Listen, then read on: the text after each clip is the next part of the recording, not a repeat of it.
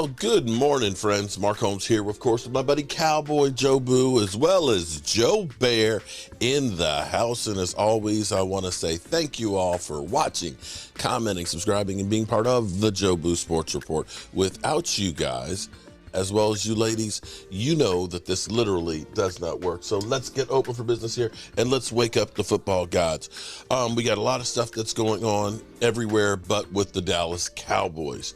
One thing I do want to touch on briefly is Michael Irvin's case has voluntarily been dismissed in Texas federal court.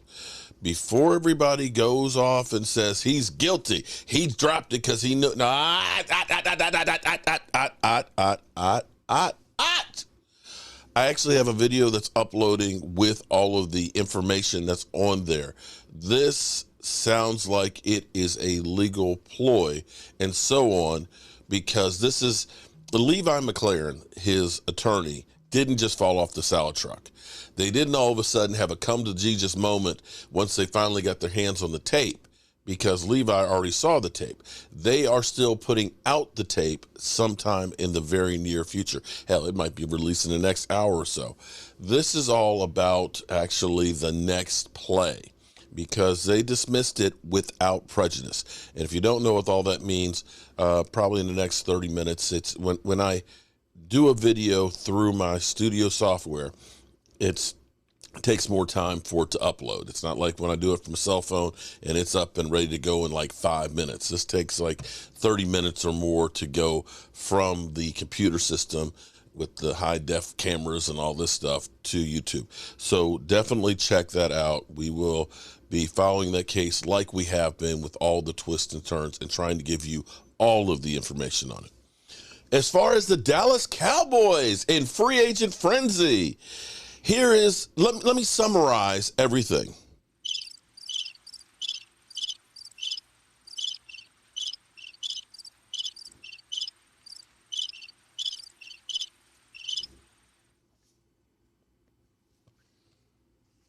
Yeah, that about covers it. That about covers it thus far. So the Cowboys do cowboy things when it comes to free agency. I think that maybe they might have wanted to do something, but the Cowboys are the Cowboys. On principle alone, we're not going to make a move on the first day. That way we've got plausible deniability, okay? We're going to let the dust clear, but that doesn't mean they're not working on some things, okay? For example, Bobby Wagner, like Lamar Jackson, is his own agent, okay? Now, some people will say that that's stupid and so on, but a typical agent's going to charge about 10% of your money. So if you look at a $100 million contract, they're getting 10%. Now, I'm betting, and I don't know, maybe I need to talk to attorney Nick from Legal Pad, but I'm betting that their 10% has nothing to do with how long you get that contract for. I'm betting that they're going to get paid. Attorneys always get paid, okay? But 10% of the money is going to go to the attorneys on that contract. So Bobby Wagner looks and says, who's going to work harder for me than me? I mean, he did get a $50 million contract late in his career from the Rams. He did get the guaranteed money that they put on there for 1 year with the Rams. And he's now out to be able to get another one. So that won't be one of those ones where Bobby Wagner is going to immediately sign today or yesterday. He's going to take his time like he did last year. Let people come to him. We know Seattle's interested. Lord knows Miami is like this year's Philadelphia Eagles. They want everybody. And I believe Denver's another one as well. So we have to hope that the Cowboys understand. And you know what? I'm going to give you, Cowboys, I am going to give you the exact perfect story here. Forgive me here, but to make a long story short, there was a house that was up for sale, okay? This is in like 2007. It was a duplex, 2 units, 2,500 square foot on a 0.4 acre lot. And I put in an offer on that house, and I missed it by $500. Missed it by $500. It's like, damn. I looked at it because it didn't need a whole lot of work. Had 2 units on it. The price was good. It's a perfect opportunity. But I underbidded by $500 and missed it. And typically in life, when a good deal comes around, you don't often get a second chance. But surprisingly, it almost seemed like this was destiny, because for whatever reason, some months had went by. I just happened to get on the computer and look at the real estate market, and literally 20 minutes before I looked on it, that same house came back around on there. The deal fell through for the other person who was trying to buy it. I put an offer in, $500 more than I did the last time. And I got it. I thought I was going to flip it. Now the story kind of changed a little bit, because I thought I was going to flip it, but then the real estate market went belly up and I couldn't flip it. So it's like, But in retrospect, it being a rental property for all those years, having those 2 units, it's been making rental money for it. It wasn't how much it cost. It's how much does it make. And now that the value of real estate has appreciated, and now that there's a lack of rental properties, it was one of the best moves that I've ever made in my life, other than marrying my wonderful bride. So you don't often get second chances. And this is one of those ones that, Jerry, you may not want to screw the pooch on this one this time. Looks like Luke Gifford may be gone. Looks like Anthony Barr is going to be gone. Looks like Leighton Vander Esch is gone. You have a real need. And see, I'm kind of tired of putting, bargain basement guys, or guys that are in the twilight of their career coming off of an injury. Bobby Wagner's not coming off an injury. Bobby Wagner had a fantastic season. 140 tackles, did not miss a game. He's healthy.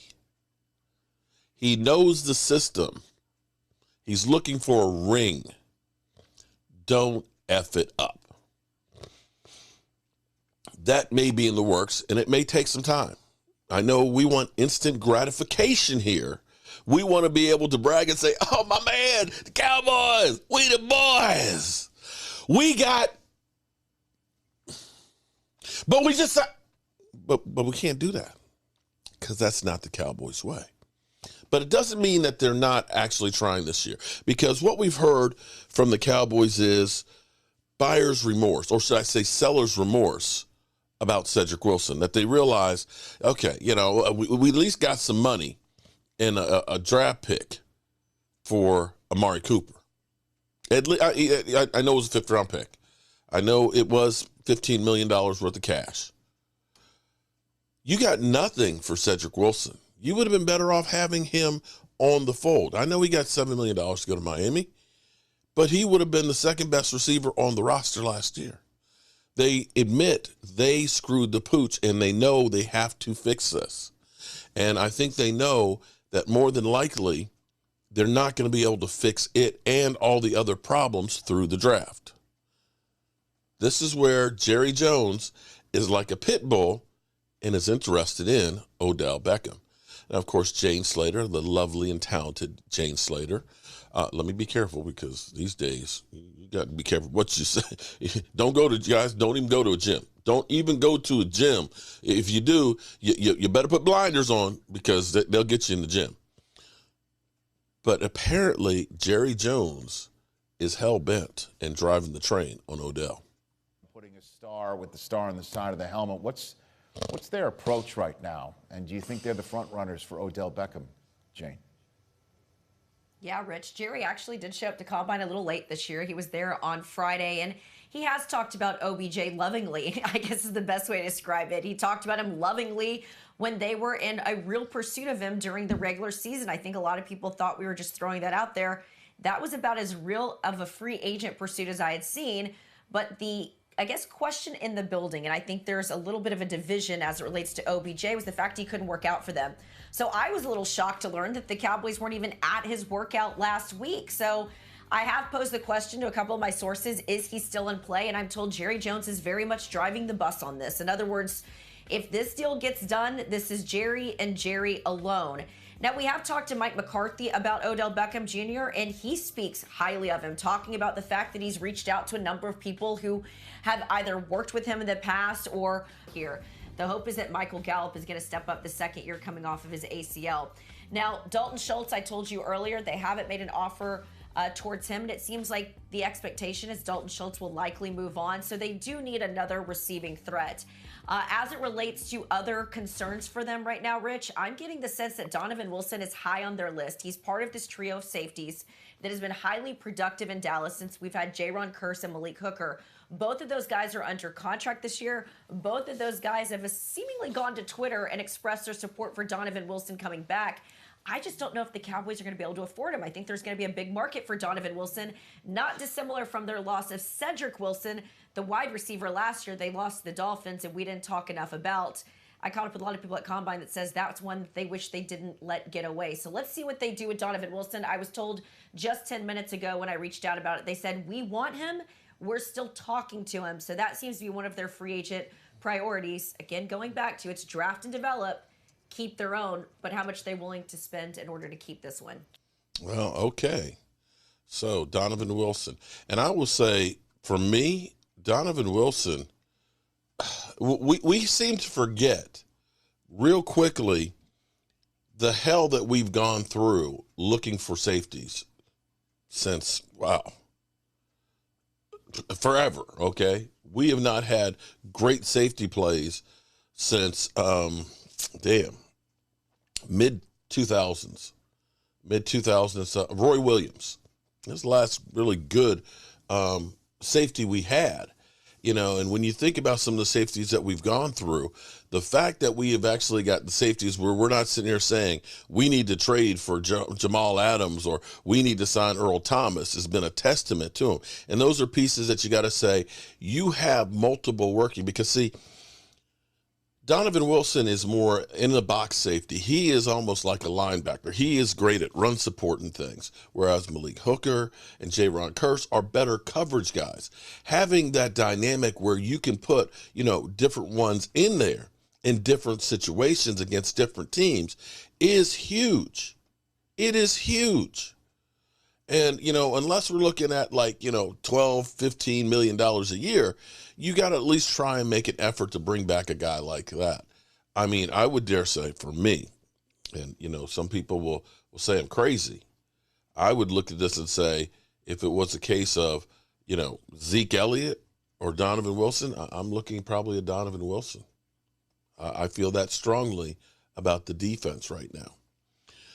But going through with free agency window here, let's listen to everything that is the Cowboys, the buzz.